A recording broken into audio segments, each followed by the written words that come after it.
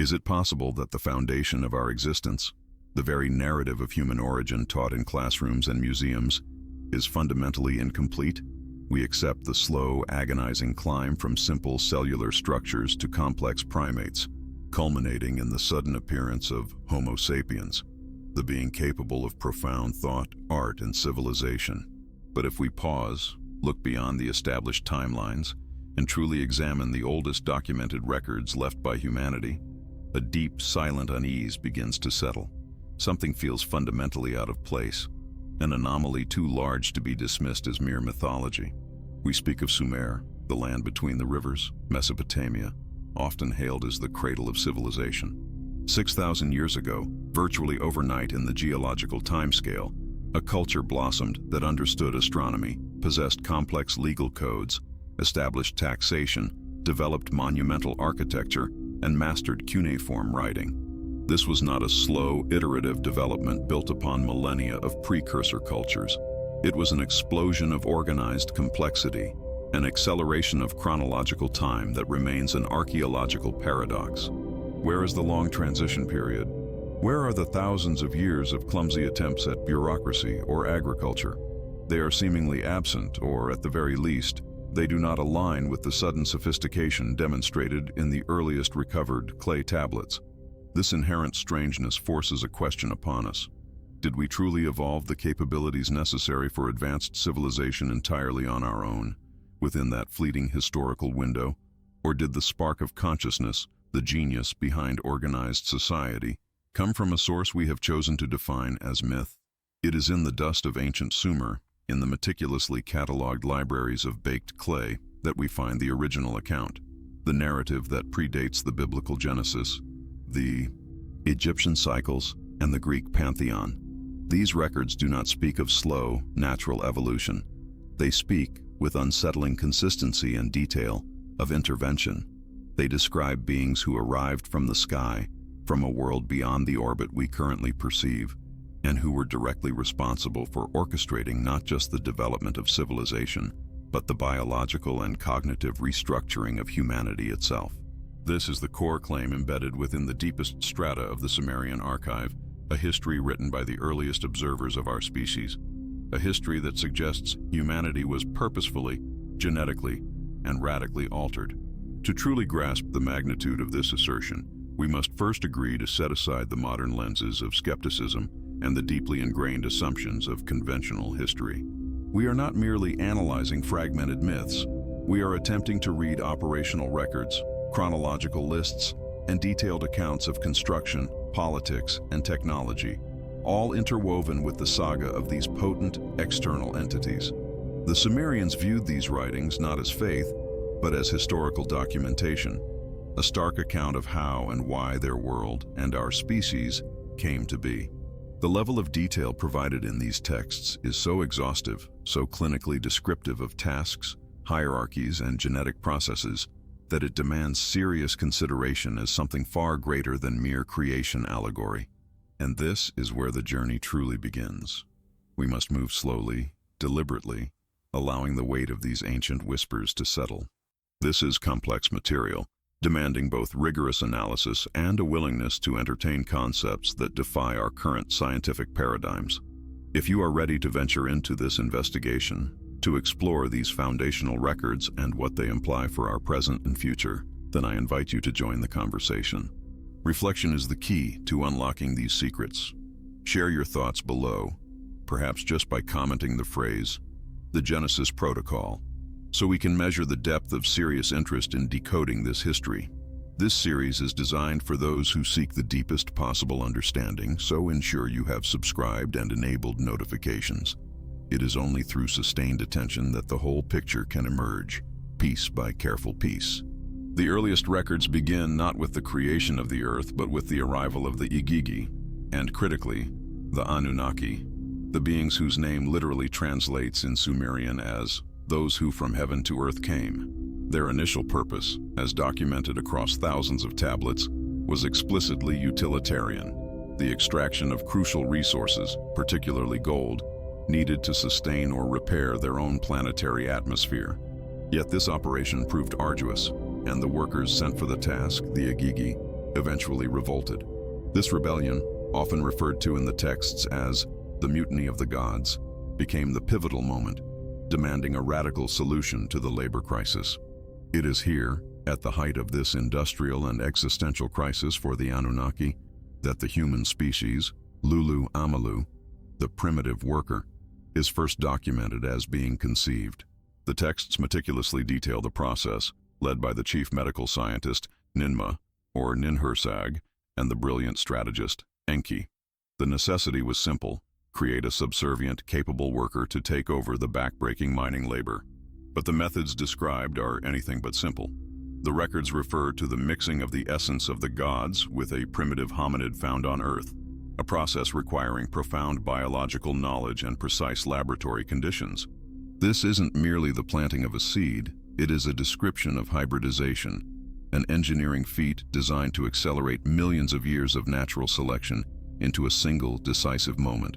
The Sumerian tablets assert that our sudden cognitive leap, our capacity for language, complex problem-solving, and abstract thought, the very traits that distinguish us from every other creature on this planet, are the direct result of this deliberate genetic alteration. We are, according to their own records, a hybrid labor force, initially designed with a limited lifespan and programmed for obedience. Why is this so profoundly unsettling? Because it offers a tangible explanation for the enduring human sense of cognitive dissonance, the feeling of being simultaneously part of the animal kingdom and yet profoundly alienated from it. We possess the body of an ape, but the mind of something else entirely. The Sumerian accounts offer a history where this contradiction is resolved. The biological alteration provided the perfect blend of strength, endurance, and intelligence required for complex servitude. This deliberate engineering, they claim, provided us with the kishpu, a magical or enhanced awareness, which was crucial for understanding instructions and managing complex tools, yet was intentionally limited just enough to prevent a second revolt. The evidence for this is not confined to obscure poetic fragments. It is embedded within the very lexicon and structure of Sumerian governance. Their entire societal framework was a reflection of the hierarchical order established by their creators. Kingship descended from heaven. Laws were dictated from above. Even the concept of the shepherd of the people derives from the Anunnaki viewing humanity as a cultivated flock. Everything was calibrated to remind the Lulu Amelu of their intended place, a highly evolved, sophisticated servant class. But as generations passed, the clarity of these origins began to blur. The precise scientific language of the initial records morphed into the majestic, metaphoric language of mythology.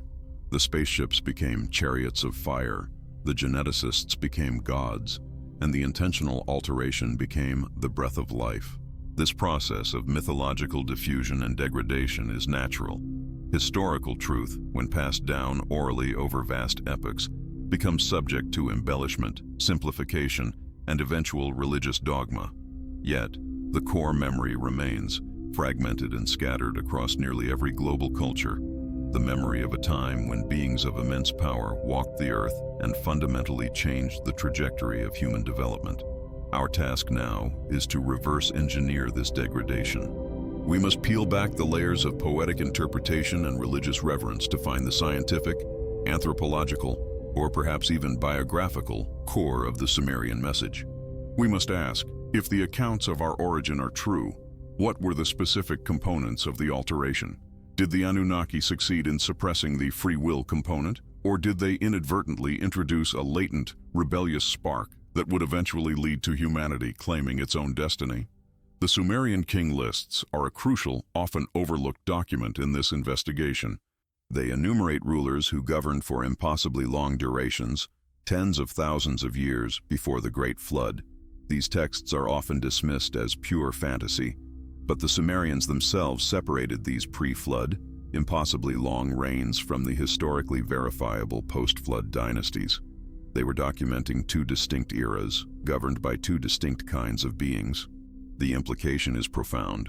Humanity existed under the direct physical rule of the Anunnaki for far longer than we currently accept, and the transition to human rule was a relatively recent, tumultuous event.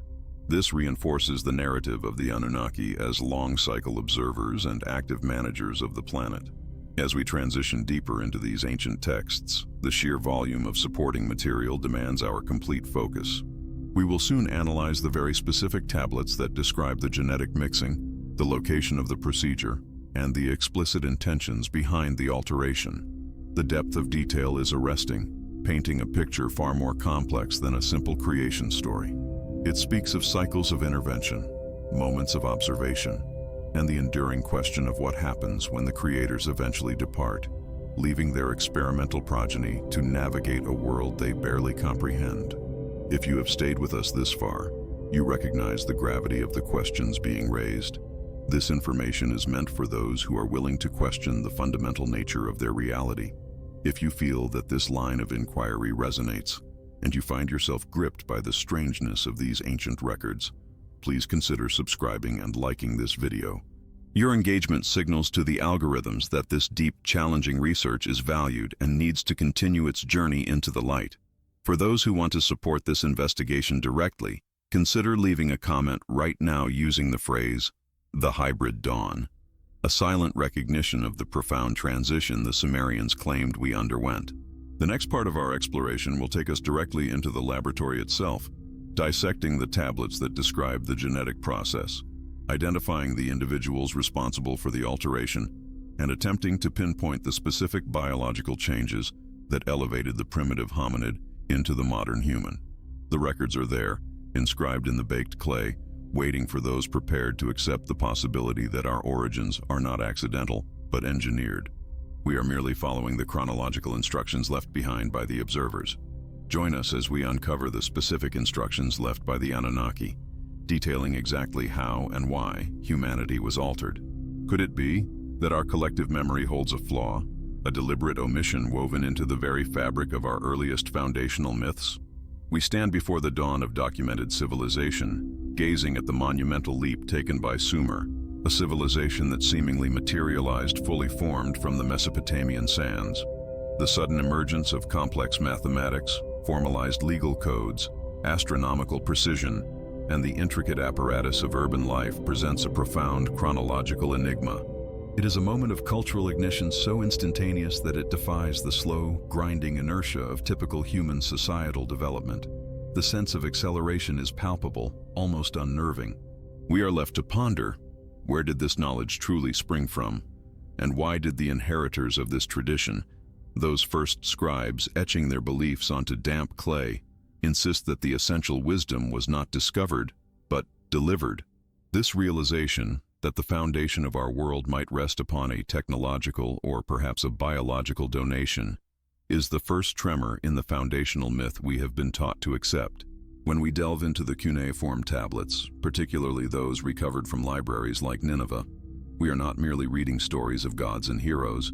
We are encountering administrative records, cosmological treatises, and descriptions of events that handle concepts like genetic manipulation and orbital mechanics with a dispassionate clinical detachment. It is in this sterile recording of extraordinary events that the true strangeness of the Sumerian inheritance resides.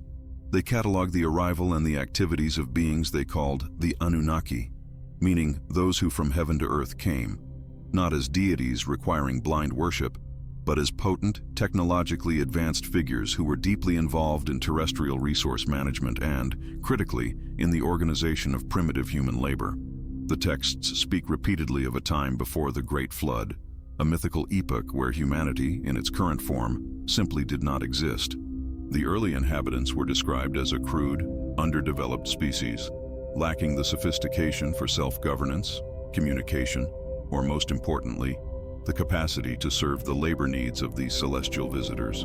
This is where the historical lens begins to distort and fragment, demanding recognition of an unsettling hypothesis. The Sumerian records do not suggest natural evolution, they propose an intervention. They outline a plan, executed by key figures like Enki, to deliberately upgrade or alter the existing hominid population to create a suitable, primitive worker, a being capable of understanding complex instructions, possessing sufficient intelligence to mine and farm, yet seemingly designed with a built-in cognitive ceiling that would prevent rebellion or undue curiosity about their creator's true origins and technology. If we pause to consider the implications of this, the entire landscape of human history shifts. What if the spark of consciousness, the sudden ability for abstract thought and complex language that anthropologists struggle to pinpoint precisely, was not an evolutionary accident but a necessary requirement engineered into our biological blueprint? The Sumerian narratives paint a picture of highly advanced beings performing what amounts to high-stakes genetic engineering, perhaps using their own material, the essence of the Anunnaki, mixed with the matter of the earth creature. The resulting being, though superior to its predecessors, remained inherently composite, a blend that suggests inherent constraints, perhaps explaining why humanity is capable of creating wonders like the wheel and architecture, but perpetually struggles with the profound existential questions of its own purpose and origin. The unsettling recognition of this biological manufacturing process is not shouted from the clay tablets, but whispered through the repeated use of certain terminology. They speak of mixing, binding, testing, and imposing the mark. This language resonates less with spiritual creation myths and more with laboratory notes. It suggests that the earliest human beings were, in fact, an optimized product, an essential tool for a specific resource-driven agenda. If this perspective holds, then the deep, often inexplicable yearning within humanity for something more, something fundamentally missing, the sense of being alienated or estranged from our own world, might not be a philosophical malaise, but a biological echo of our manufactured limited origins. We are looking at the possibility that the foundation of our civilization is not built upon natural discovery, but upon deliberate design. To fully grasp the depth of this ancient claim, we must commit to scrutinizing every line, every repeated symbol, every coded reference in these millennia-old records. This is not passive reading. This is intellectual archaeology that requires the removal of modern biases and mythological filters. It asks us to consider whether the vast, detailed astronomical knowledge of the Sumerians was merely impressive, or if it was the residue of a curriculum taught directly by beings whose lives were inextricably linked to the movement of celestial bodies, to specific orbital cycles, and to periodic returns. If you feel this intellectual challenge pulling you deeper into the investigation, join the growing community of minds exploring these historical fault lines. Subscribe to this channel and share your most profound doubts in the comments below. We continue to turn the pages of history, not knowing whether we are reading a history book or an instruction manual. The lexicon used to describe the Anunnaki themselves is another powerful narrative clue, moving us further into the territory of strangeness. They are consistently described with terms that denote not omnipotence, but immense power tied to specific vehicles and technologies: the muses, the sky chambers, the fiery rockets. They were not ethereal spirits. They were physical beings who arrived, labored, mandated, and then, crucially, departed. The tablets meticulously detail their motivation: the acquisition of specific minerals, predominantly gold, needed for a purpose we are only beginning to interpret, perhaps to repair the atmosphere of their homeworld, or as an element vital to an obscure long-term technological requirement. This pragmatic, resource-driven motive immediately strips away the purely divine cloak and replaces it with the cold, hard logic of interplanetary industry. The weight of the tablet's silence is perhaps the most eloquent testament to the alteration hypothesis. While Sumerian texts detail the logistics of creation, they often gloss over the intimate spiritual connection we might expect between a creator and their masterpiece. The focus is utilitarian. The early human, often referred to conceptually as the Lulu or primitive worker, is treated more like a valuable asset or livestock than a cherished child of the gods. The texts are strangely silent on the why of granting us the heightened intelligence, the Tiamat, or breath of life, knowledge, beyond the need for efficient communication and tool use. This lacuna, this missing explanation for the sudden leap in cognitive function, strongly suggests that the alteration was performed for the benefit of the observer, not for the inherent fulfillment of the created. This brings us to the echo of Eden's engineering, a parallel found across global mythologies where early humanity moves from an innocent, ignorant state to one of awareness through a forbidden intervention. In the Sumerian context, the garden was essentially the operational hub, a controlled environment. The key alteration was granting humanity the ability to know and reproduce independently, perhaps an unsanctioned or accelerated phase of the overall project. which led to a catastrophic rift between the chief architects.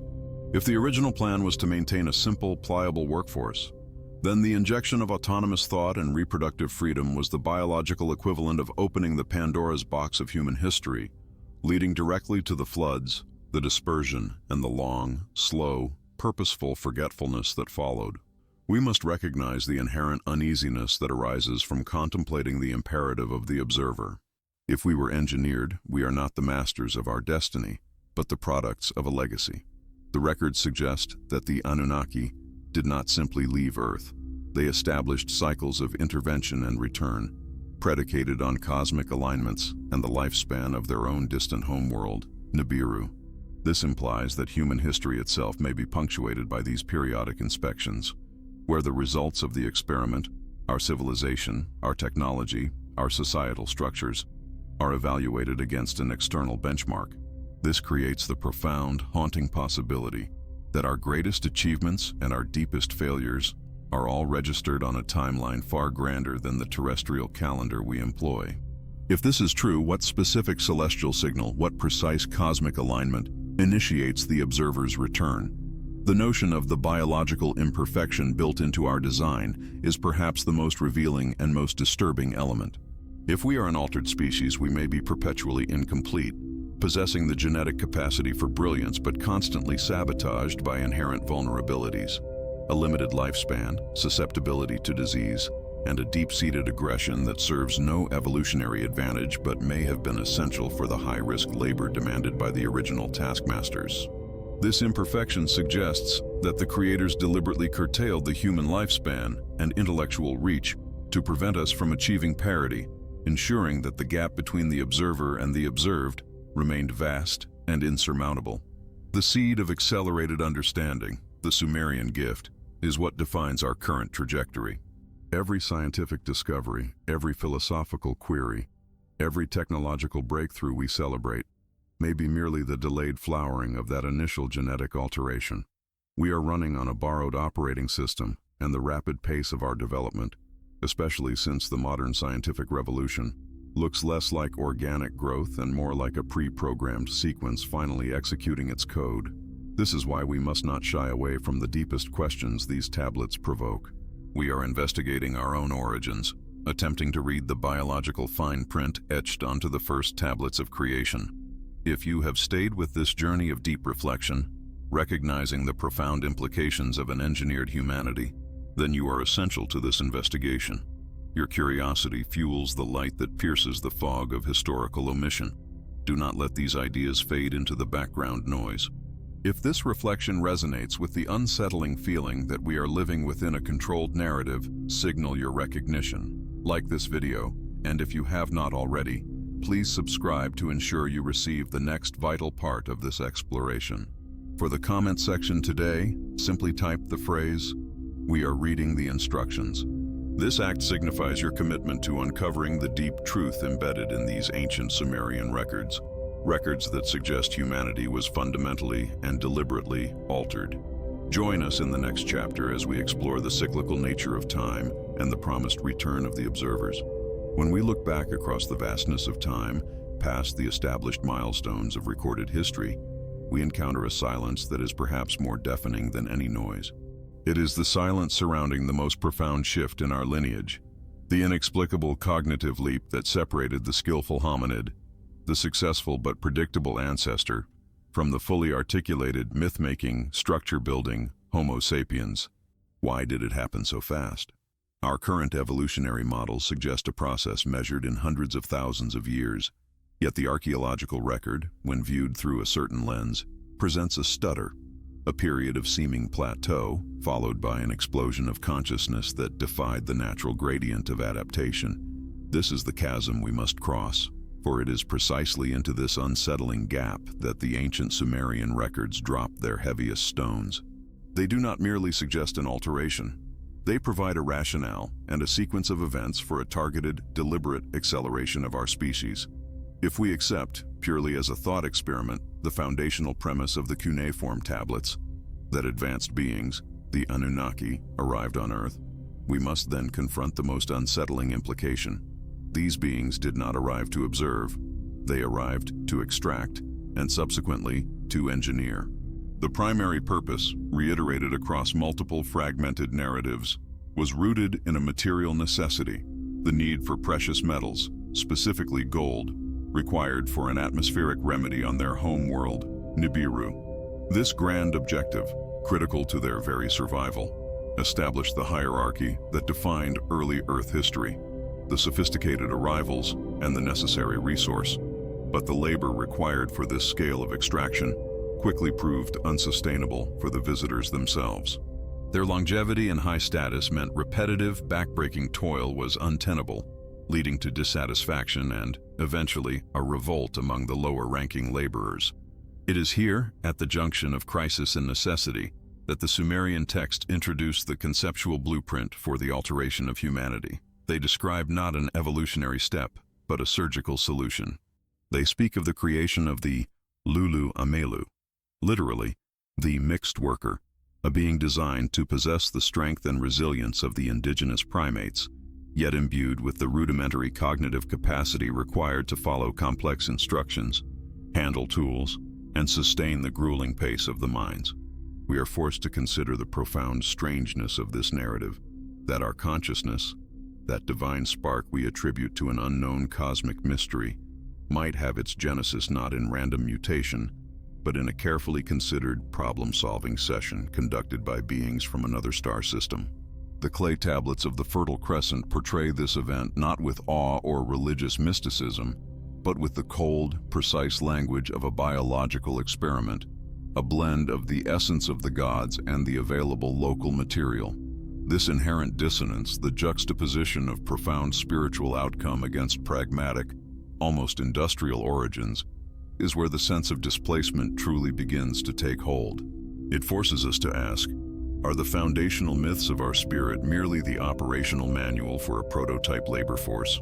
And if so, what memories, what predispositions, what fundamental flaws were inadvertently, or perhaps deliberately, embedded into our genetic code during that hurried consequential procedure? If these echoes resonate within you, if you feel this inherent dissonance and the unsettling weight of this potential historical revision, perhaps it is worth pausing for a moment to truly assimilate the depth of this possibility. This is not casual entertainment. It is an investigation into the very roots of our identity, and the journey requires intellectual companionship. If this exploration is meaningful to your own pursuit of hidden histories, I invite you to join the community dedicated to these deep dives. Liking this video helps ensure these complex ideas reach others who share this burning curiosity, and subscribing keeps you connected to the continued unfolding of this 9-part narrative, ensuring we navigate these ancient records together, part by dense part. The process of creation, as detailed in the accounts focusing on the figures of Enki and Ninhursag, is described in terms of a shaping within the House of Shimti, often translated as house where fate is measured out, or more clinically, the laboratory. The nomenclature is fascinating, implying a place where destiny itself was manufactured. The texts detail the acquisition of the raw material, the genetic essence of an existing, simpler hominid, and the admixture of the life essence, or temu, of the arriving celestial beings. This temu is crucial.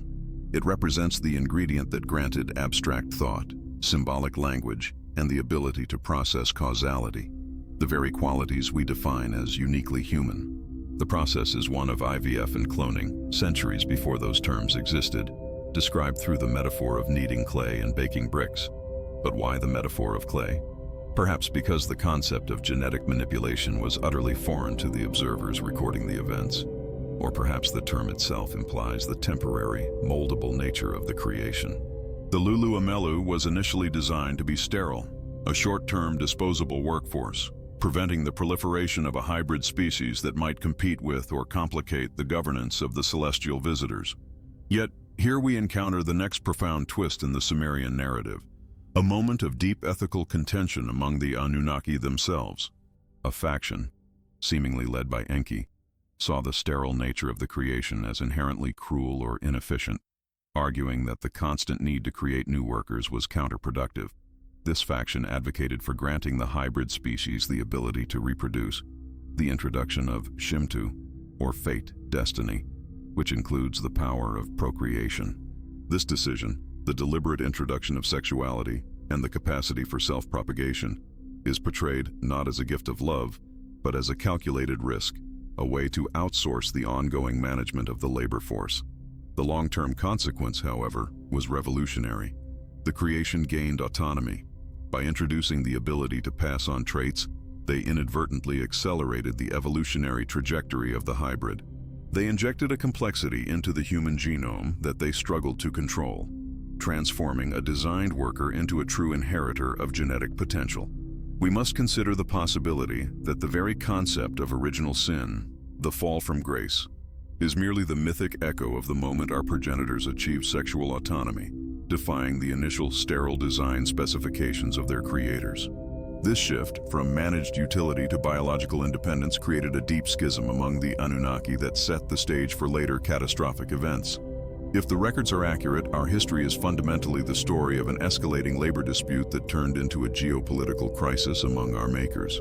The alteration was successful in its immediate goal. The gold was mined, but it planted a biological time bomb in the evolutionary timeline of Earth. The beings they created eventually became too numerous, too intelligent, and began to observe their masters too closely, raising the critical question of their own origin and purpose. The cyclical nature of the Anunnaki visits, tied intimately to the orbital period of their home world, provides a crucial framework for understanding the nature of the alteration. The approximately 3,600-year cycle dictated long periods of absence. The alteration, therefore, had to be robust enough to sustain the human population and maintain the resource extraction infrastructure during their extensive periods of return. This imposed a necessity for the humans to be not just workers, but civilization builders, capable of complex organization, agriculture, and record-keeping. The sudden appearance of organized cities, advanced mathematics, astronomy, and codified laws in Sumer is thus explained, not as a spontaneous local achievement, but as an initial programming, a sophisticated operating system installed in the Lulu Amelu to ensure long-term functionality. But what if the Anunnaki, in their hasty genetic work, left behind a kind of signal, not merely records on clay tablets, but biological triggers, dormant predispositions within the human psyche, designed to be activated when specific cosmological conditions align, perhaps upon the proximity of their own returning planet? This potential for an inherited buried memory, a deep instinctual yearning for understanding our non-earthly origins, may be the persistent hum of existential dread and curiosity that drives our scientific and philosophical quests today. It's the constant feeling that something vital has been forgotten, an essential chapter redacted from our historical memory. It is a feeling many of us share when we look up at the night sky, a primal, unnerving recognition of a distant home we have never seen, but somehow intrinsically know. This is why the sustained engagement with these ancient accounts is so vital. They are not merely dusty relics. They are maps to our own operational parameters. They suggest that the deep human interest in the cosmos, in cycles of time and in colossal structures that define our civilizations, are not accidents of culture, but perhaps reflections of a pre-programmed heritage. If we were altered, the blueprints of that alteration must be hidden somewhere within our architecture, our myths, and most critically within our biology. The next phase of this investigation must confront the overwhelming evidence of a civilization-ending event that followed the alteration, a great deluge meticulously documented in the very tablets that describe our creation. The question then shifts from how we were made to why our creators later sought to wipe the slate clean. If you have stayed with this deep analysis, if the implications of a manufactured destiny resonate within your core, then you understand the importance of this ongoing investigation. This is where the serious seekers gather. If you are ready to continue peeling back the layers of this forgotten history, ensure you are subscribed to the channel. Please take a moment to signal your interest by liking this presentation, which helps amplify the reach of these suppressed narratives. And as a profound marker of your presence, please comment the single word, inheritance. This word holds the key to the next chapter. We must now turn our attention to the global cataclysm described as a great flood and the terrifying motive behind the decision to potentially terminate the experiment that was early humanity.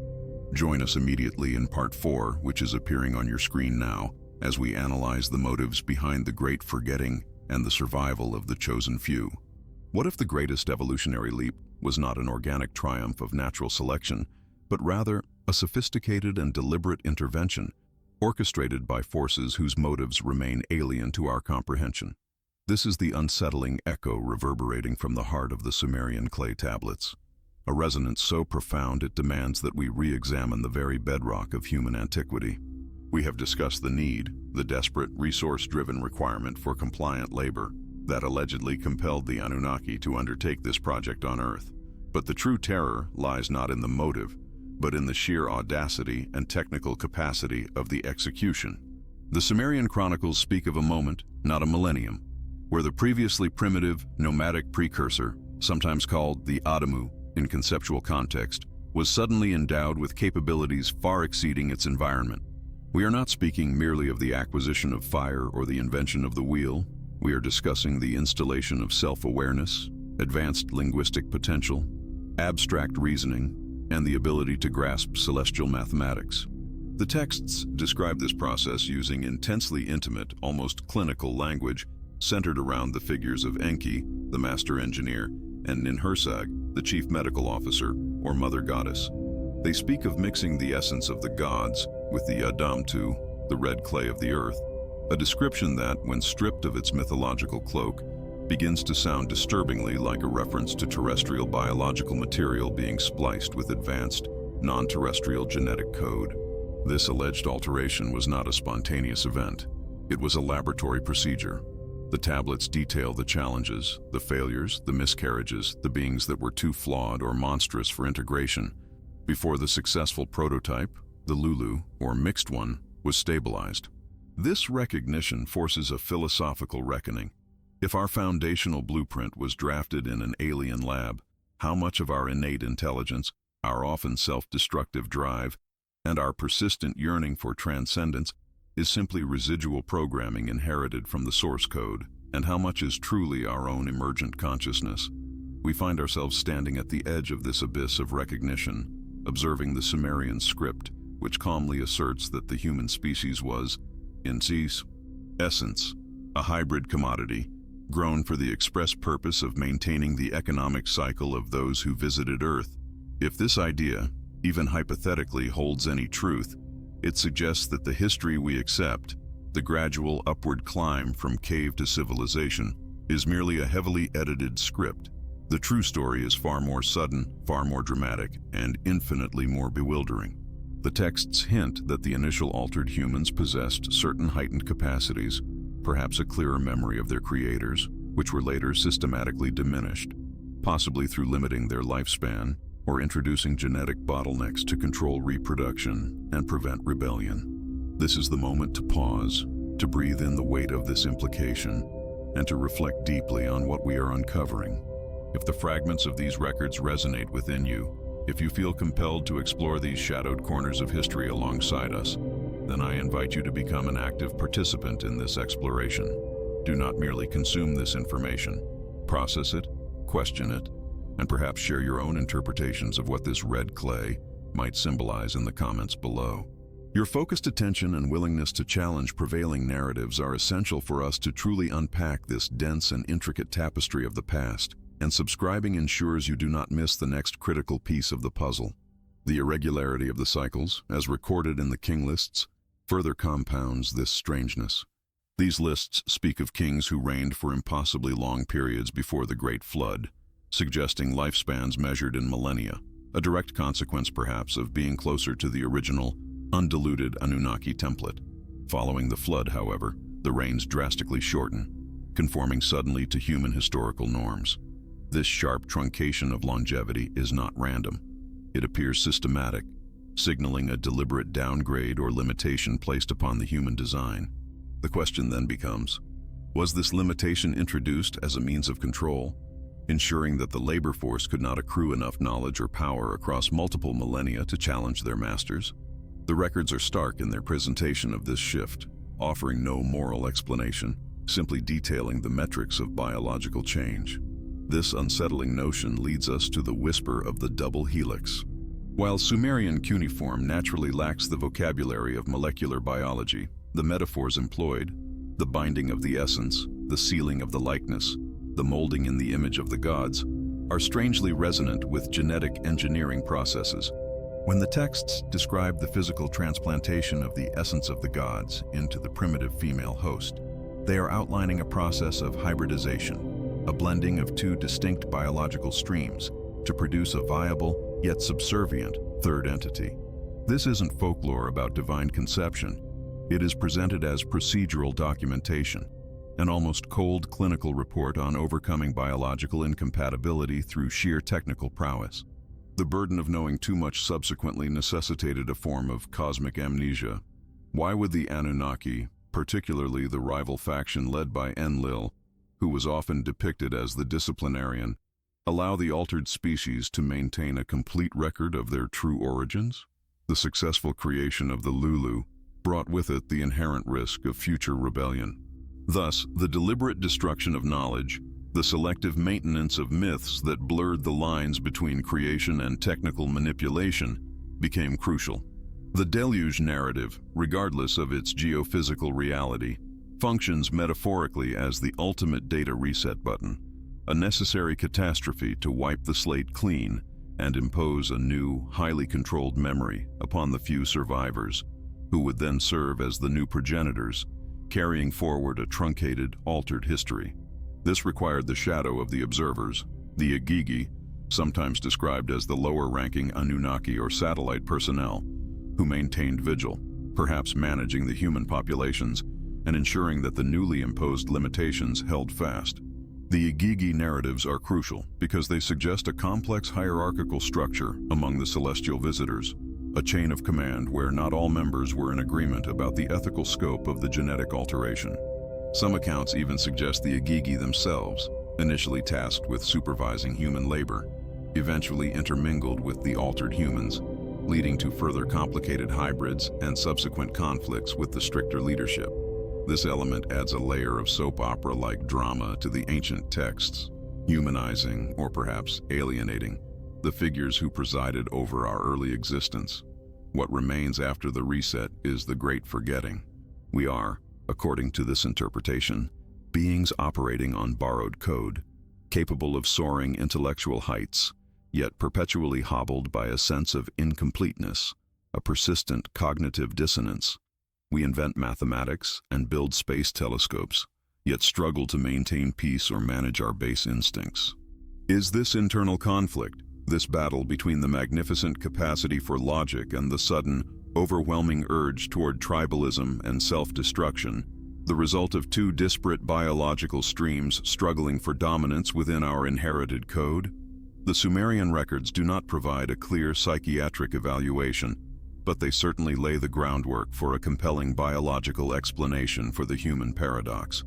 This brings us to the resonance of the primitive blueprint.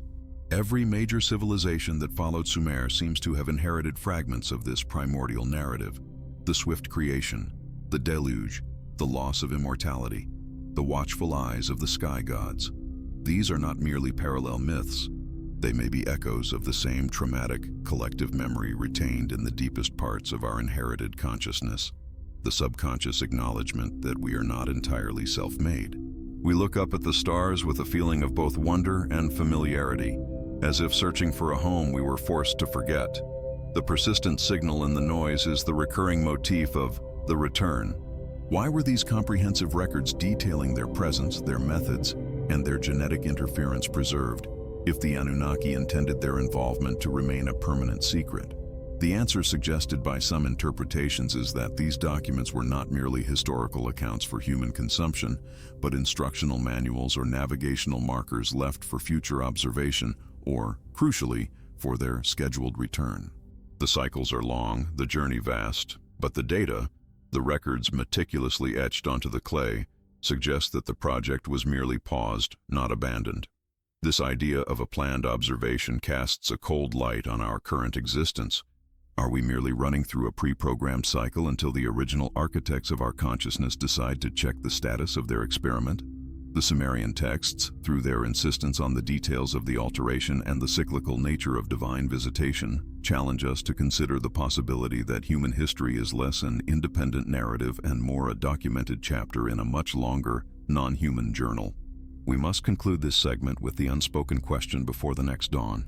Having acknowledged the possibility of alteration, having examined the mechanics of the genetic hybridization and the systemic forgetting that followed, we are left to grapple with the core philosophical implication.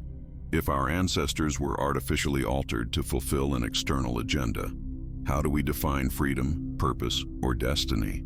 The next phase of our investigation must dive deeper into the specific consequences of this alteration, the impact on human spirituality, the true nature of the soul imparted by the Anunnaki, and the ultimate reason for the scheduled return.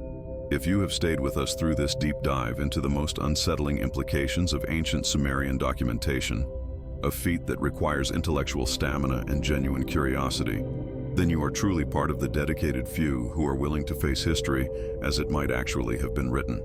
To continue receiving these in-depth, uninterrupted analyses, please ensure you are subscribed to the channel. A simple like helps us know that this depth of inquiry is valued. And to mark your place in this investigation, comment below with the phrase, "The clay remembers." Join us in the next part, which should be appearing on your screen now, as we move from the mechanics of the alteration to the spiritual and social ramifications that continue to shape the human condition today.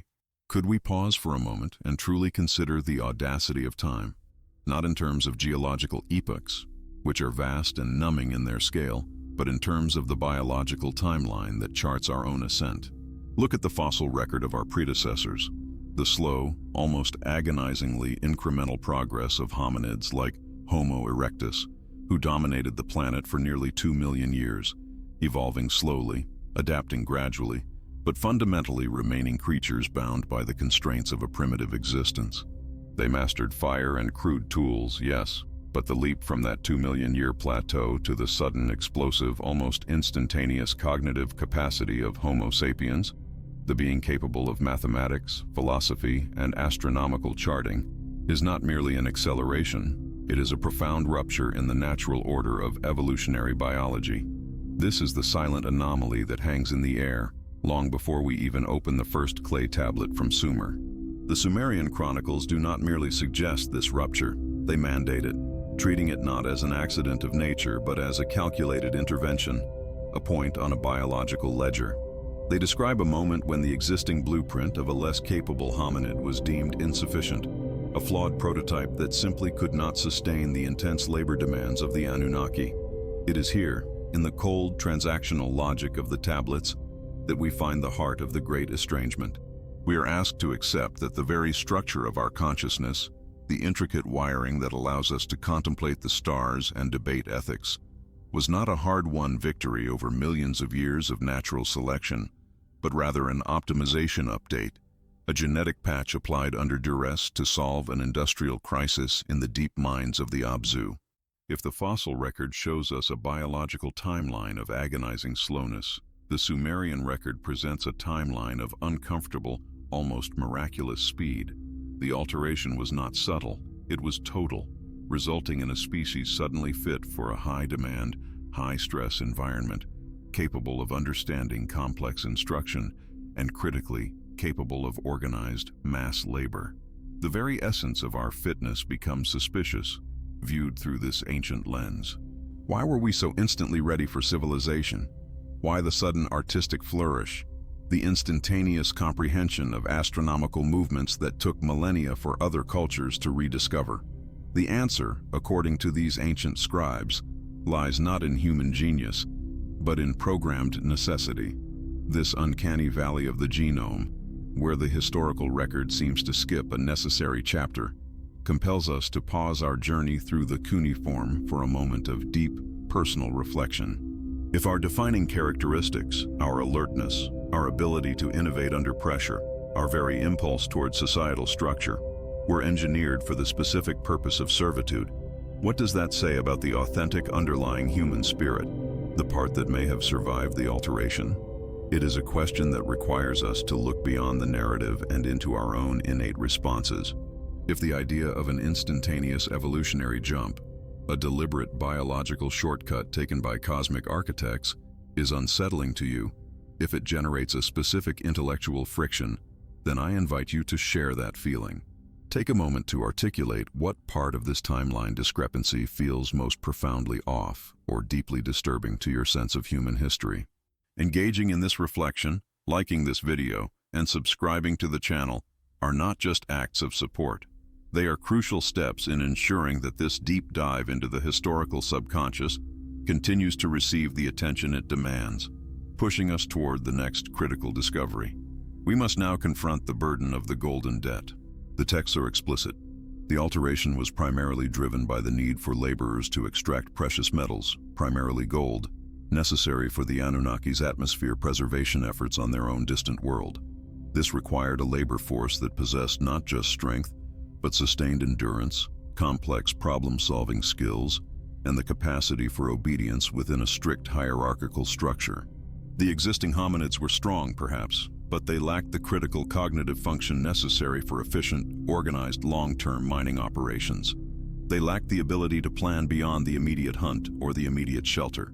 Thus, the engineered human, the Lulu Amelu, was not merely a biological specimen. It was a complex economic solution, a creature instilled with the sudden gift of specialized functional mentality. This sudden cognitive leap, described in the texts as the bestowment of wisdom, was highly specific. It wasn't the gift of true philosophical freedom, but the gift of practical applied knowledge.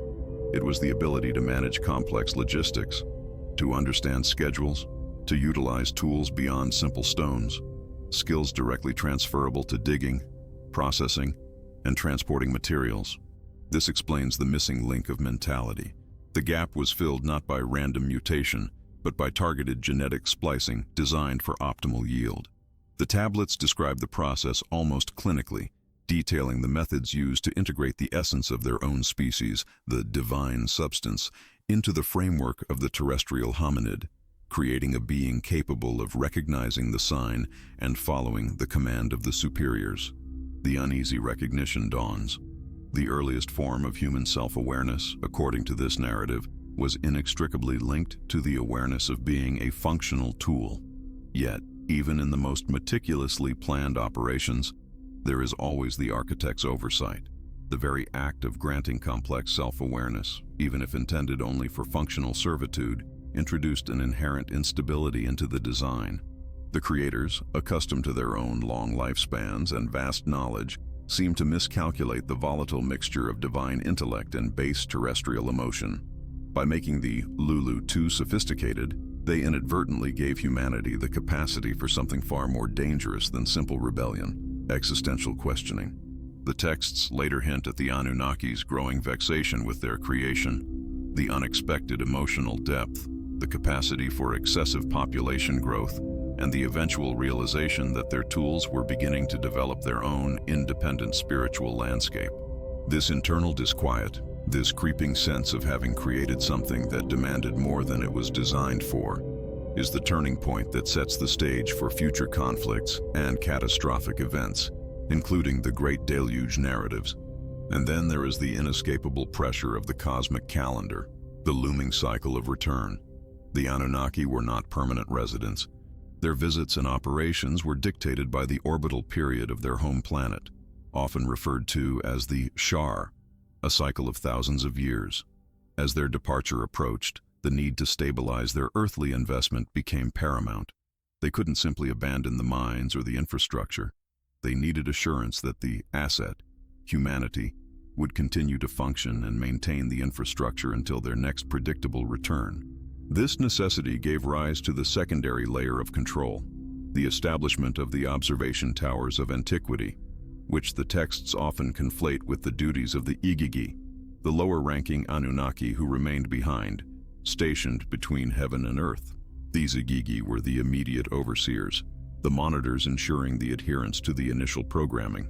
The early structures of civilization, the immense ziggurats, the precise celestial observatories, were perhaps less monuments to human worship and more maintenance facilities, tracking stations, and control points for a departing authority. They represent a global network of subtle surveillance, a constant reminder to the newly altered humanity that they were still observed, still judged by the standard of their original purpose.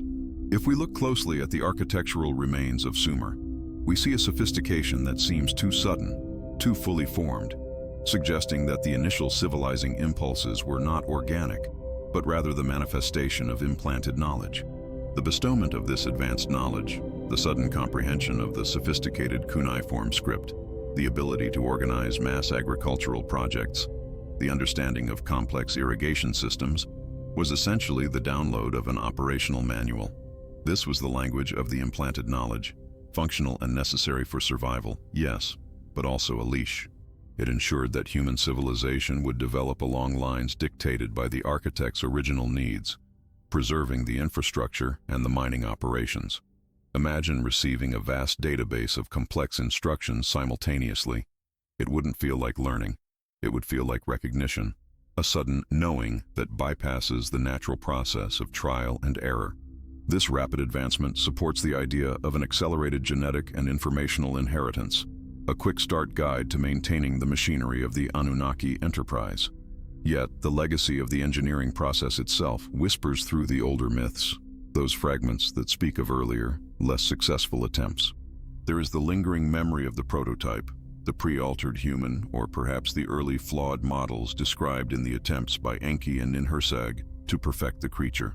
These mythological memories often describe beings that were brutish, short-lived, or functionally inadequate, reminding us that our current iteration may be the successful version, but it is not the first. These remnants of earlier narratives serve as a psychological anchor, reinforcing the idea that humanity is a manufactured product that went through several iterations before achieving the desired level of servitude and sustainability. And so, as we look ahead, the most pressing question born from the Sumerian accounts is the silent question of succession. When the primary architects, the most powerful of the Anunnaki, finally departed during the orbital necessity, what systems of governance, control, and spiritual management did they leave behind? Did the monitors, the Igigi, maintain strict fidelity to the original design? Or did they themselves become entangled in the affairs of their sophisticated creation? The texts suggest a growing internal schism among the creators, a fundamental disagreement on the fate of humanity, whether to preserve it, control it strictly, or perhaps even wipe it out and start anew. This internal celestial conflict, played out on Earth, became the inheritance of humanity, the invisible struggle between factions fighting over the management of an altered species. If you have stayed with us, absorbed in the weight of this possible history, and the dense implications of these ancient clay records, you are now standing at the threshold of the deepest historical mystery. This is where the story shifts from mere biological anomaly to political and existential drama. If the initial modification made us fit for labor, the ensuing struggle for succession determined our spiritual fate. Do not miss the critical next stage of this investigation, where we analyze the conflicts that arose among the architects themselves concerning their creation. Subscribe to the channel now to ensure you receive Part 6. Please show your appreciation for this in-depth research by liking this video, and share your deepest thought on this massive topic by commenting the phrase, "The burden of the golden debt." Watch the next part appearing on your screen now, as we continue to unravel the profound and unsettling records that suggest humanity was, in fact, altered.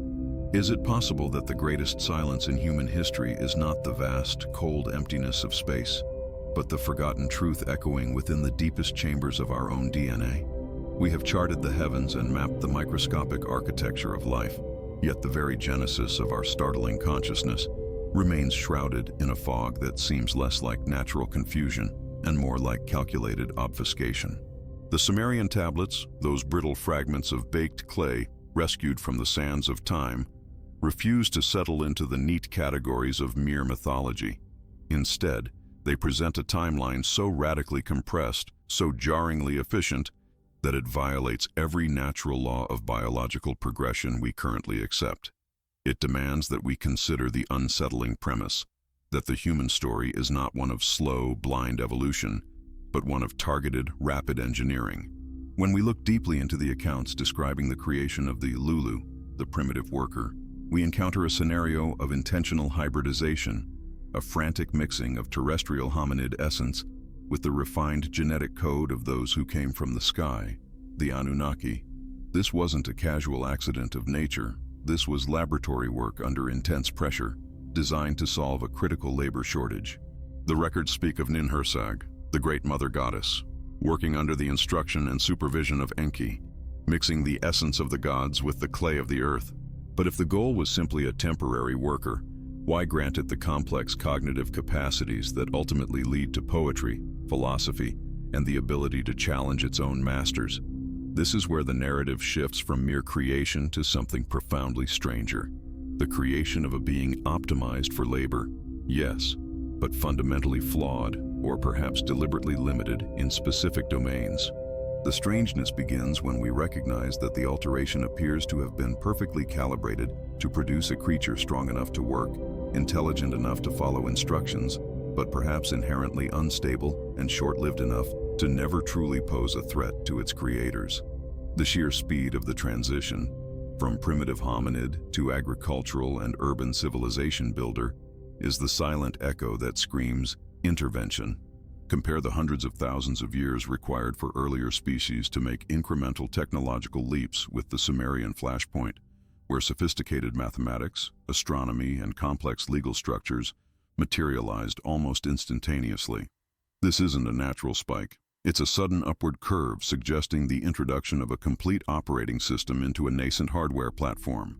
We must recognize that the Sumerian chroniclers, often writing under the direct authority of temples maintained by the Anunnaki's appointed proxies, were recording not fables, but operational procedures and genealogical histories designed to legitimize a highly structured top-down hierarchy. They encoded the history of their genetic alteration, the blending, the trial and error, the eventual success of the Homo sapiens prototype, as a testament to the supreme power and mastery of their architects. The act of creation was inextricably linked to the act of control, and that recognition is deeply unsettling, transforming our sense of self from independent entity to meticulously designed asset. As we delve deeper into these ancient scripts, the questions cease being simple academic curiosity and begin to take on a personal, psychological weight. If our origins were engineered, what purpose were we designed to serve? And more importantly, is that purpose still relevant today? Do the anxieties, the inherent dissatisfaction, the constant drive to build and immediately destroy reflect a deeply embedded behavioral coding that we mistake for the human condition? Ponder that for a moment. If this line of inquiry resonates with the quiet sense that something fundamental has been hidden from us, take a moment to engage with this investigation.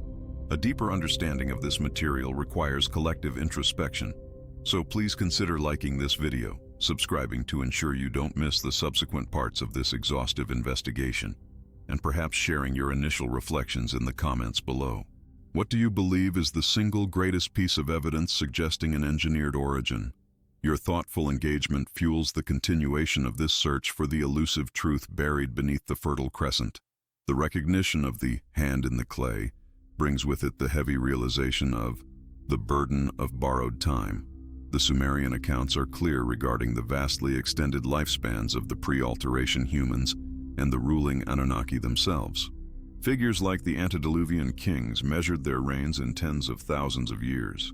Then, dramatically, something changed. Following the Great Cataclysm, often associated with the deliberate acts of the celestial architects seeking to solve the burgeoning population crisis of the laborers, human longevity plummeted. This was not merely a side effect of environmental catastrophe.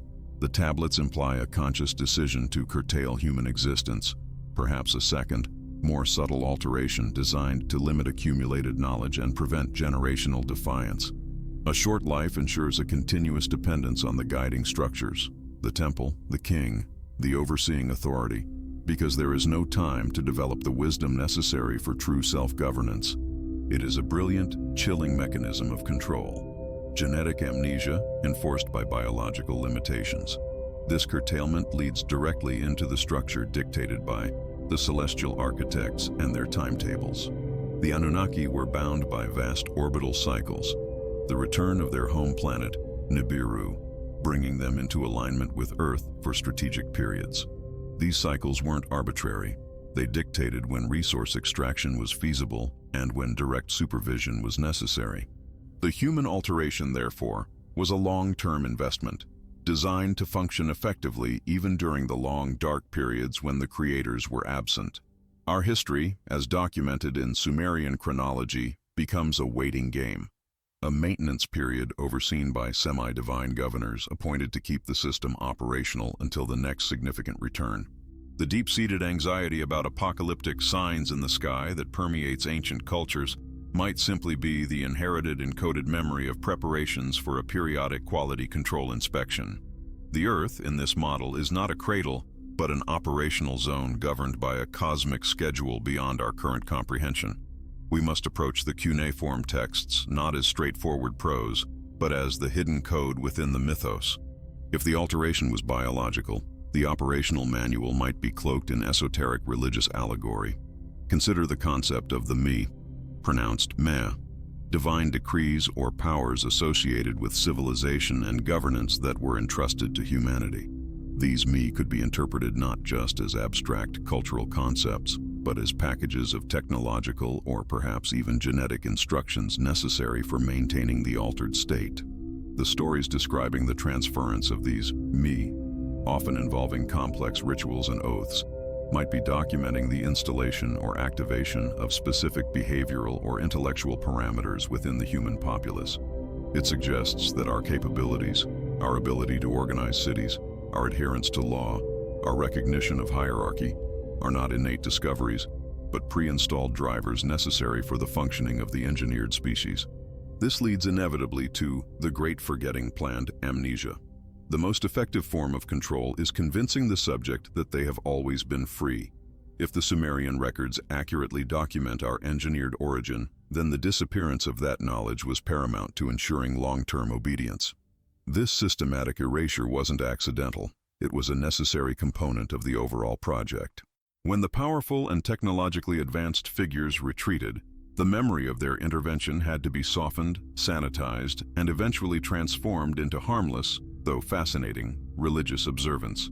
The true scale of the ancient knowledge, the reality of the celestial travel and the direct genetic manipulation, was carefully curated, filtered through proxies, and minimized until only the poetic residue remained. The tablets themselves may be remnants of a library that once told a much clearer, much more dangerous truth, a truth deemed too destabilizing for the newly shortened, manipulated generations to handle. Yet, despite this planned amnesia, the records suggest watchers above the Fertile Crescent never truly abandoned their post. While the primary architects may have retreated to their planetary refuge, the infrastructure of surveillance and proxy management remained intact. The persistent references to Igigi, the lesser gods, the observers, those who manned the orbiting stations, suggest a perpetual maintenance crew. These entities acted as the eyes and ears, ensuring that the engineered system did not deviate too far from its parameters, intervening only when catastrophe loomed, like the Great Flood, or when the human population became overly disruptive to the core objectives. Our archaeological landscapes are dotted with megalithic sites whose alignments and construction suggest sophisticated knowledge far beyond the local capabilities, perhaps serving as communication beacons or monitoring stations for these perpetual observers. This continuous observation brings us to the resonant frequency of the past. If the alteration embedded a pattern of behavior, the cycles of rapid building followed by predictable self-destruction, the innate deference to hierarchical power, the susceptibility to mass suggestion, we might be witnessing the continuous playback of this encoded program. Human history, viewed through the lens of the Sumerian accounts, is not chaos. It is a meticulously managed, if sometimes volatile, experiment. We repeat the same patterns of conflict, resource exploitation, and eventual collapse, perhaps because these behaviors are the inherent limitations placed upon the altered species. The frequency of the past keeps ringing in the present, a subtle, often unnoticed vibration, confirming that the core design template remains stubbornly active. To truly break free, we must first recognize the ancient program running beneath the surface of our modern consciousness. And this recognition, this sudden clarity granted by the dust-covered tablets, leads us inexorably to the final stage of this segment, preparing the Earth for the next sign. The Sumerian narratives, particularly those focused on prophecy and cyclical time, are deeply concerned with the concept of recurrence. If the Anunnaki structured their presence around astronomical events, and if humanity was modified to serve a temporary, though critical function during their operational window, then the inevitable return of those cycles must necessitate a reevaluation of the asset. The signs are embedded in the geometry of our ancient ruins, in the coded knowledge of the oldest civilizations, and perhaps now, in the increasing frequency of anomalous phenomena reported globally. The question is not if the celestial architects might return, but how the altered humanity will respond to the presence of its creators. Will the engineered programming assert itself, leading to renewed obedience? Or will the millennia of evolution grant us the necessary awareness to negotiate our own future? The next phase of our investigation must focus on the precise nature of the resources they sought and the final destiny they intended for their creation. If you have journeyed with us this far, past the easy assumptions of mainstream history and into the complex, often frightening world suggested by the oldest written records on Earth, then you are part of a select group committed to unearthing true history. If the evidence presented here of a designed, altered, and observed humanity resonates with that quiet unease in your soul, I urge you to join our community. Subscribe now to the channel, click the like button to signal your dedication to this hidden knowledge, and crucially, share your thoughts in the comments. Comment specifically with the phrase, "the burden of borrowed time." By focusing on that concept, we prepare the ground for the intensive analysis that awaits us in Part 7, where we will decode the implications of the second major alteration event described in the tablets, moving ever closer to the revelation of our true inheritance. The journey continues, and the most critical parts of the story are yet to unfold on your screen. Is it possible that the profound silence separating us from our deepest origins is not the result of mere entropy, but rather a meticulously maintained barrier, an imposed quietude designed to mask a history too uncomfortable, or perhaps too revealing, to be known? We have spent countless hours dissecting the cuneiform, tracing the lineage of names like Enki and Enlil, trying to understand the technological prowess attributed to the Anunnaki. But the greatest anomaly in the Sumerian account is not the existence of these extraterrestrial observers, but the almost instantaneous transformation of the nascent human form. The records describe a state of being prior to intervention, the Lulu Amalu, a primitive worker, suitable for toil, but lacking the advanced cognitive scaffolding that defines Homo sapiens. Then, seemingly overnight, the genetic modification is complete. The mix is successful, and the resulting creature is capable of organizing complex societies, developing language, and tracking celestial mechanics with bewildering accuracy. This dizzying acceleration, this unearned leap across the evolutionary chasm, stands as a massive geological scar upon the timeline of Earth. Mainstream science struggles to account for the sudden emergence of sophisticated consciousness, pointing towards statistical improbabilities and fortunate mutations. Yet, the Sumerian tablets offer a radically different explanation: necessity driven by external engineering. If we accept the premise that our consciousness was, in effect, accelerated by foreign influence, what does that imply about the inherent instability of the human psyche? Are the conflicting drives, the soaring intellectual ambition paired with an almost primal capacity for self-destruction, simply the inevitable friction of a rapid, unnatural amalgamation? It suggests we are not a finished product of slow, natural selection, but rather a high-speed prototype deployed for a specific purpose, related to the gold mines and the atmospheric crisis of Nibiru, the wandering planet of the gods. The unsettling part is recognizing that the purpose served was external to our own survival, placing us eternally in the role of secondary actors in a cosmic drama centered somewhere far beyond our sky. The very fabric of our earliest myths, repeated across continents and cultures, often describes a time when the distance between man and God was negligible, a relationship of direct service, frequently involving arduous geological labor. These are not benign tales of creation. They are operational manuals disguised as sacred scripture, detailing the deployment of a biologically altered workforce designed for efficient extraction. The question we must continually ask ourselves is, if the operation was successful, did the operators truly retire? Or did they simply shift their observation methods? The persistence of this particular narrative across millennia, refusing to be relegated to mere fanciful mythology, speaks volumes about a deep, perhaps cellular memory of being made, rather than simply evolved. To truly grasp the scale of this potential intervention and its lasting psychological effects on humanity, we must share observations. The sheer density of information presented in these ancient accounts can overwhelm the solo investigator. Tell us in the comments which part of this ancient narrative, the genetic anomaly, the sudden rise of civilization, or the motivations of the sky dwellers, resonates most deeply with your own intuition about human history. This journey into the deepest archives requires collective insight, comparing the fragments we find. If you find this exploration challenging your understanding of the past, take a moment to acknowledge that intellectual spark by liking this video and ensuring you are subscribed, so you don't miss the continuing unraveling of these complex threads. The transition from the Lulu to the Adamu, the biblical Adam, reflecting this key alteration, is the true fulcrum of the Sumerian story. It marks the moment where the Anunnaki moved from geological crisis management to biological engineering. They were operating on a grand, cyclical scale defined by the Shar, a period of thousands of Earth years. To them, the span of human history we obsess over was merely a short deployment window. This realization lends chilling context to the idea of the engineers of the ephemeral. They viewed us as temporary solutions, tools meant to bridge a critical gap in their existence.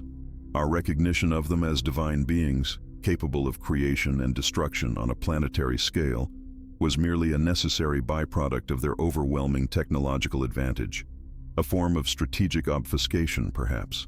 They needed unquestioning obedience, and the quickest path to that was establishing themselves as the ultimate authority, masters of the sky and earth, capable of enforcing a profound, deliberate silence regarding the messy reality of their biological factory. If the necessity was gold and the method was genetic modification, then the control mechanism must have been the deliberate fragmentation of memory. The record strongly suggests that subsequent to the earliest interactions, a form of historical amnesia was imposed, perhaps not physically destructive, but culturally debilitating. Why? Because a slave race that remembers its origins, that understands it was engineered for servitude, is a race poised for rebellion. The Great Flood narratives, which follow the initial creation stories, might therefore represent more than just geological catastrophe. They might symbolize a forced, traumatic reset, washing away the immediate memory of the earliest laboratory experiments and allowing the Anunnaki to reposition themselves purely as benevolent saviors, rather than the original instigators of the chaos. This intentional forgetting is what makes the small, persistent echoes of the Sumerian tablets so vital. They are the cracks in the imposed amnesia, the residue of the truth that refused to be fully submerged. These echoes are found not only in the literal translation of the cuneiform, but in the recurring motifs of parallel mythologies, the sudden arrival of civilizing heroes from the sea or the stars, the transmission of advanced knowledge, agriculture, astronomy, metallurgy, with no discernible evolutionary precedent, and the shared, profound fear of the celestial return of the original architects. The observer's paradox emerges here. If the Anunnaki achieved their objective and departed, why do the records insist upon their cyclical return? The answer suggests a mechanism of long-term surveillance and scheduled maintenance. The cycles are not merely astronomical, they are periods of assessment for their long-term project, humanity itself. We may be living within the boundaries of a vast, millennia-long experiment, currently under remote observation, awaiting the moment when the celestial clock dictates the next phase of intervention or, perhaps more terrifyingly, final judgment upon the hybrid species they created. The inherent human contradiction, our boundless creativity versus our devastating capacity for violence, can be viewed as the heritage of the hybrid. The Sumerian texts often depict the Anunnaki themselves as engaged in brutal internecine conflict. The feuds between Enki and Enlil are legendary, suggesting that the flaws we exhibit are not inherent failures of our design, but rather inherited attributes from our volatile creators. We are, in this sense, a mirror reflecting the moral complexities and operational necessities of those who engineered us. We are gifted with the intellectual capacity necessary to maintain their advanced societal structures and resource extraction, but we retain the emotional volatility that plagued the original builders. This synthesis results in a species always on the brink, always achieving unprecedented heights only to crash back down, driven by an internal conflict that feels tragically predetermined. As we move deeper into the analysis, the ancient Sumerian calendars and astrological interpretations begin to sound less like prophecy and more like scheduling. They detail the precise timings of the major celestial bodies, including the return trajectory of Nibiru, correlating these astronomical events with the significant turning points in early human history: the creation, the flood, the gifting of kingship. This suggests that history itself is not accidental, but synchronized. The current era, marked by unprecedented technological acceleration and simultaneous global anxiety, aligns disturbingly well with the latter stages of the cycles described in the oldest tablets. We are perhaps living in the anxious anticipation of the imminence of the cycle's end, a phase when the conditions for a major reassessment by the original observers are rapidly approaching. The very instability of our modern world, the societal fault lines, the climate crisis, the looming threats of advanced AI, might be perceived by the original engineers as signs that the initial parameters of the experiment are failing, requiring immediate, hands-on intervention once more. The final act of the Sumerian tablets is not one of closure, but of vigilance. It is a persistent reminder that the cosmic actors who initiated the alteration have merely stepped off the stage, not left the theater. They left behind signals, encoded in myth and embedded in our very biology, suggesting that the moment of their return is bound by astronomical regularity, not human desire. This knowledge instills a profound sense of temporal vertigo, realizing that our current reality is merely a chapter within a much larger, ongoing narrative directed by entities whose motivations remain fundamentally alien to us.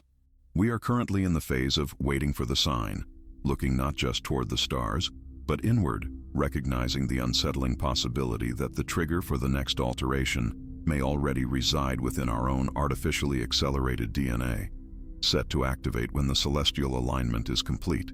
The stage is set for the final revelation, a full comprehension of what the Sumerians truly feared and anticipated regarding the return of those who mixed the clay. If you have navigated the complexities of this cyclical history and felt the quiet disturbance these ancient records introduce, you belong to the rare few who seek the full truth hidden beneath the surface of accepted history. To continue this descent into the mysteries of our altered past, ensure you are subscribed to the channel, click the like button to signal your commitment to this investigation, and tell us in the comments exactly this phrase: the clay tablet still speaks. This small, dedicated community is the archive for the future. Join us immediately in the next part, which should be appearing on your screen now, as we confront the final, most unsettling implications of what it means to be a fundamentally altered species. What if the most profound realization we could ever face is not discovering a hidden future, but merely recognizing a meticulously documented past that we were designed to forget? We have charted the incredible ascent of Sumer, examined the abrupt sophistication of their societal structures, and analyzed the chilling details within their cuneiform tablets. Records detailing not divine creation in the mystical sense, but rather a calculated, necessary, and potentially temporary genetic intervention. This ongoing investigation into the Sumerian archives, particularly those fragmented accounts describing the designation of humanity as workers, demands that we move beyond simple acceptance of the narrative and explore the chilling implications of our own structure. The core strangeness is this: why, if we were given the gift of intelligence and rapid development, did that gift come tethered to a dramatically truncated lifespan and a persistent, almost tragic limitation on collective memory?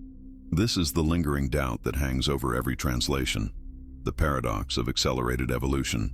Sumerians possessed astonishing astronomical knowledge, understood complex mathematics, and built cities that still defy easy explanation regarding their logistical execution.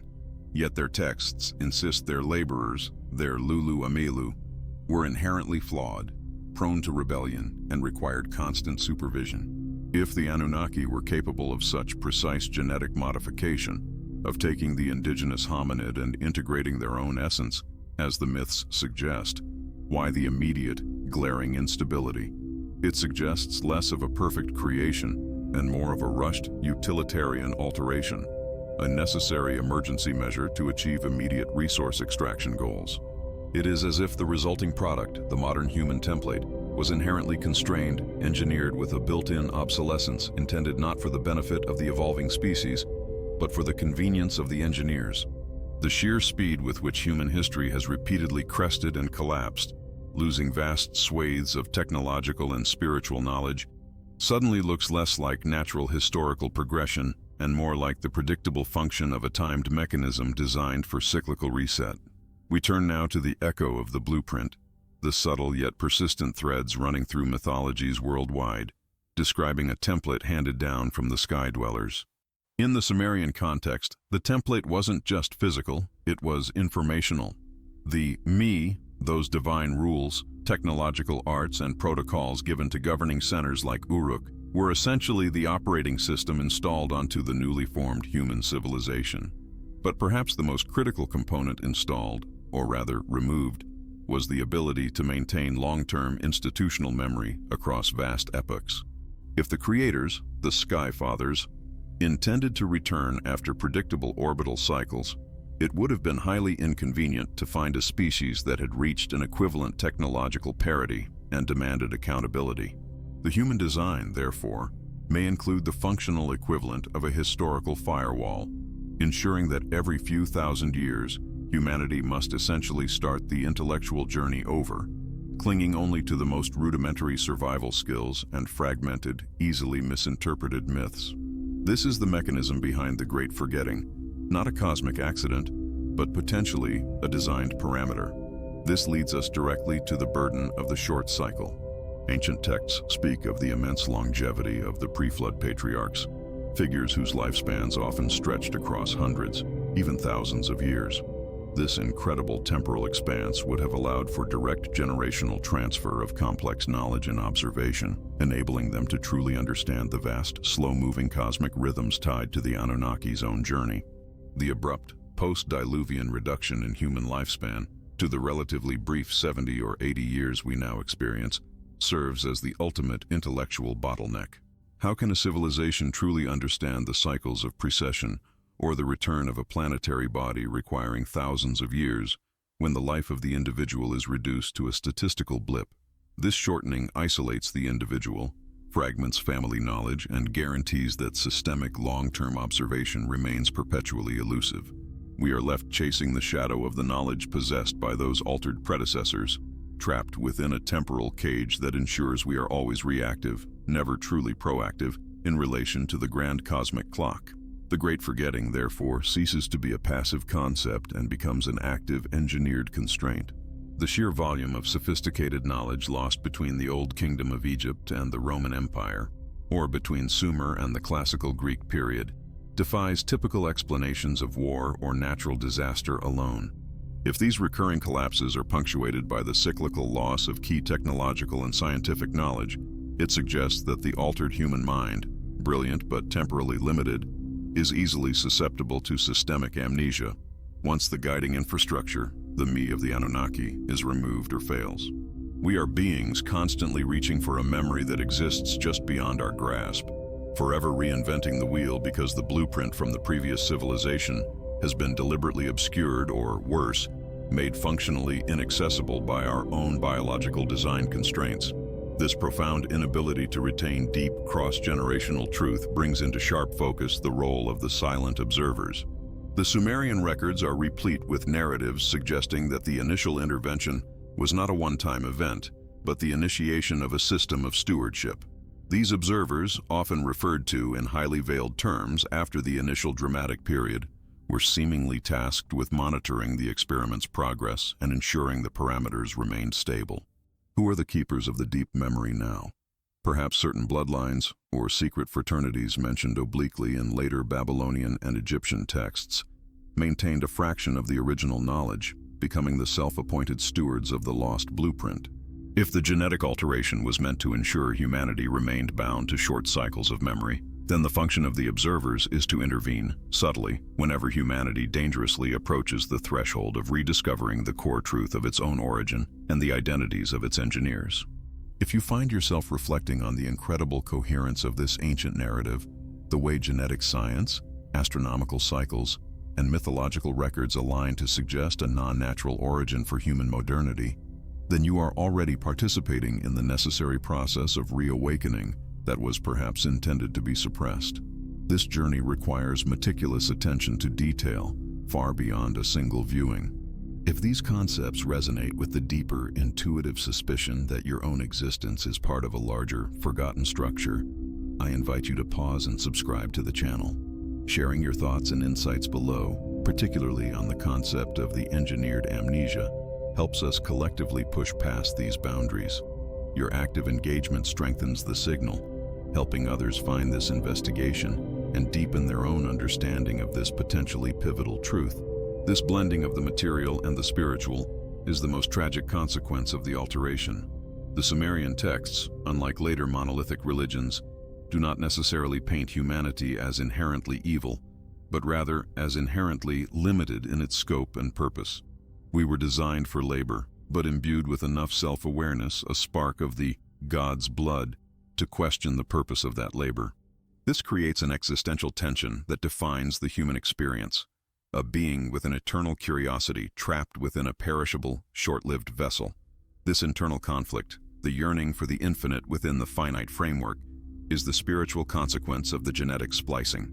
The longing for return, the myth of Eden or the Golden Age, may not be a metaphor for innocence lost, but a deep-seated biological memory of a time when the parameters of existence were longer, the connection to the source stronger, and the purpose clearer.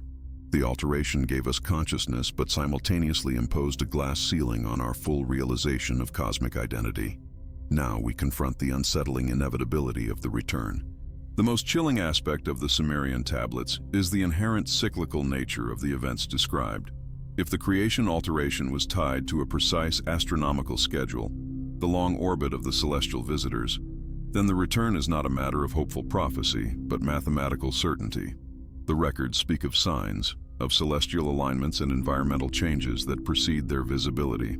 The questions we must ask are not if they return, but what state the experiment, humanity, must be in upon their arrival, and whether the Great Forgetting was simply a mechanism to ensure the current generation remains pliable and unaware of the true history of servitude.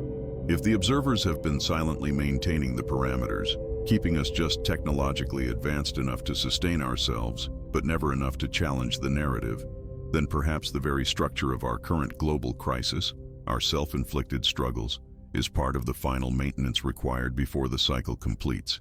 Decoding the signal requires acute observation of modern phenomena through the lens of ancient warning. Are the inexplicable recurring global conflicts, the deep societal polarization, and the increasing sense of existential dread merely the sound of the historical firewall attempting to reset once again?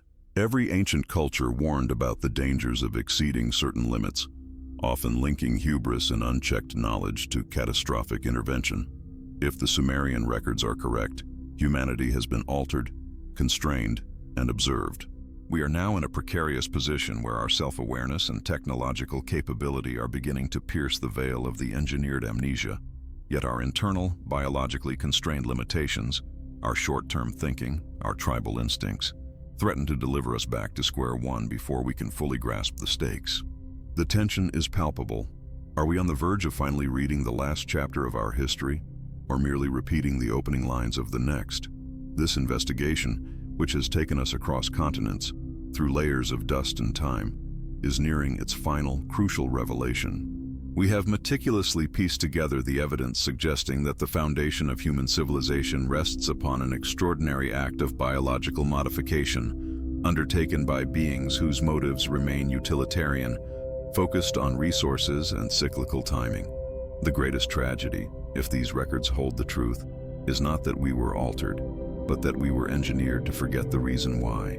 If you have stayed with us throughout this dense and demanding exploration, you are now part of the small, discerning audience that recognizes the extraordinary implications of these ancient Sumerian records.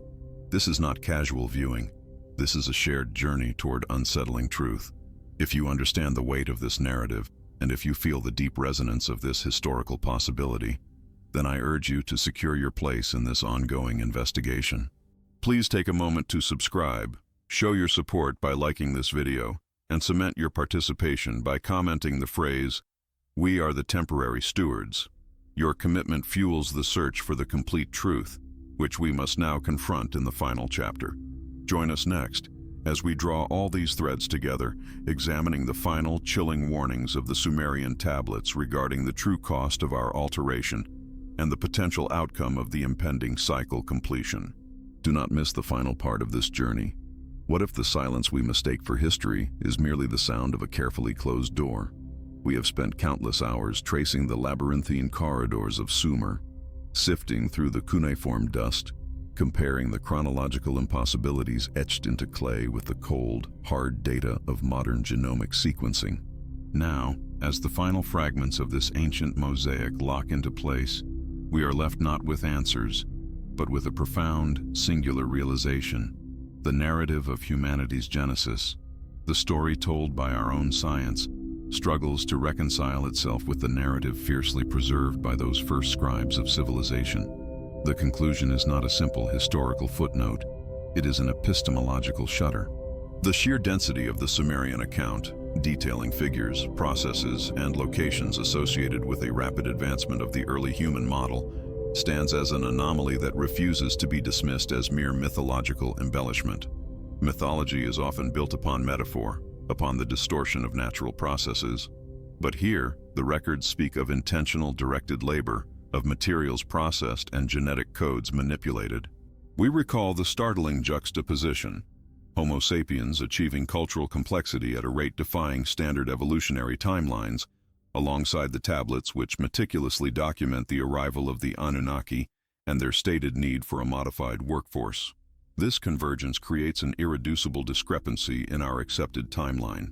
It is the moment where the geological clock meets the celestial calendar, and they fail to synchronize. This failure to synchronize is not a weakness in the Sumerian record.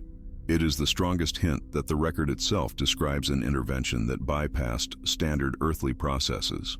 This final contemplation brings us to the core concept of the alteration. It is less about proving the existence of the observers and more about accepting the internal evidence they left behind. If you have followed this journey, absorbing the subtle shifts in archaeological interpretation and the stunning parallels between ancient descriptions and modern biological necessity, you understand that this is no casual theory. This is a framework that allows diverse fields, genetics, archaeology, mythology, and astronomy, to finally speak the same language, though that language is unsettling. It suggests that what we call the human spirit, our inherent drive for innovation, our unique capacity for both profound cruelty and immense compassion, might be the functional side effects of an experiment designed for utility, not for spiritual perfection. The question is no longer if something is missing from our history books, but why.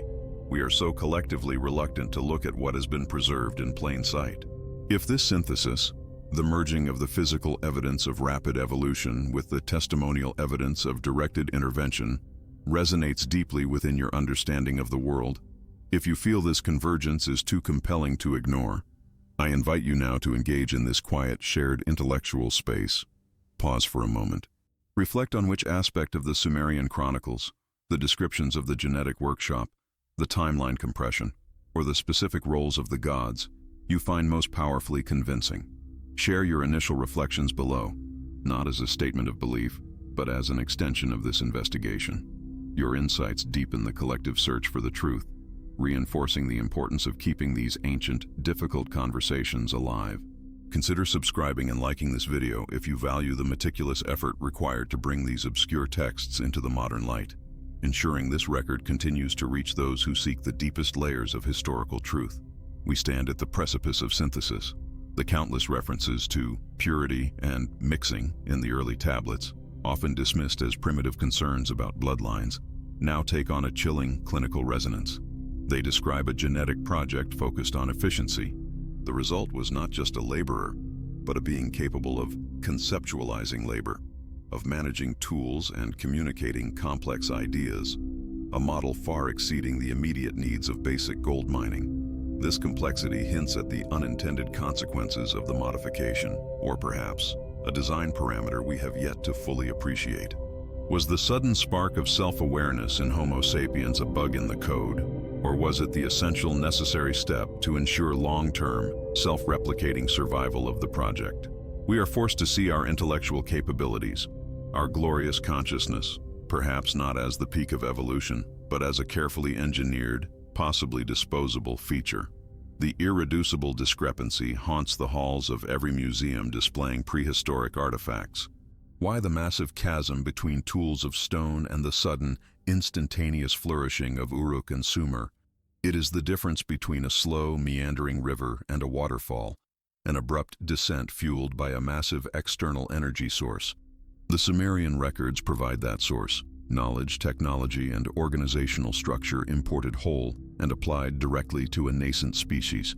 They describe the introduction of agriculture, writing, law, and metallurgy not as gradual discoveries, but as gifts bestowed by the supervising entities. This sudden cultural imposition is the physical shadow cast by the Anunnaki narrative. If we remove the celestial observers from the equation, we must invent an equally incredible, equally sudden evolutionary leap within the human brain, a leap that conventional biology finds stubbornly difficult to justify. The enduring signature of the architect is our persistent, underlying sense of being alien in our own environment. Despite millennia of civilization, we retain a profound ecological instability. We are the only species that routinely fouls its own nest, the only one that builds structures fundamentally at odds with the local environment, often requiring vast external energy inputs simply to maintain comfort.